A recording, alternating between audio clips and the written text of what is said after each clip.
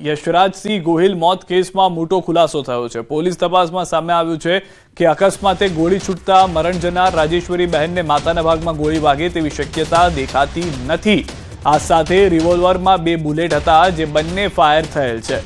યશરાજ ગોહિલ ગોળી માર્યા બાદ પોતાની જાતને ગોળી મારી હોવાનું સામે આવ્યું છે। આ અંગે એસીપી જયેશ બ્રહ્મટ ફરિયાદી બની હત્યાની ફરિયાદ દાખલ કરાવી છે।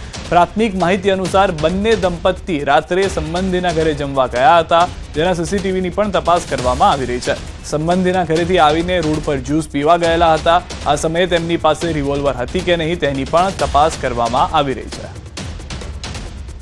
પ્રથમ મરણ જનાર યશકુમાર સિંહે પોતાના પત્ની મરણ જનાર રાજેશ્વરી બેનને મારી નાખવાના ઈરાદે ફાયરિંગ કરેલું હોય અને પછી અન્ય કોઈ કારણોસર પોતે પણ પોતાની રિવોલ્વરથી સુસાઇડ કરેલું હોય તે મુજબની વિગતો બહાર આવતા અકસ્માતે મોતના આઈઓની ફરિયાદ લઈ અને મર્ડરનો ગુનો વસ્ત્રાપુર પોલીસ સ્ટેશનમાં દાખલ કરવામાં આવેલો છે। મરણ જનાર રાજેશ્વરી બાના માથાના ભાગમાં વાગેલી છે એ બુલેટ અકસ્માતે છૂટે અને એક્ઝેક્ટ માથાના ભાગે વાગે એવી શક્યતાઓ નહીવત છે।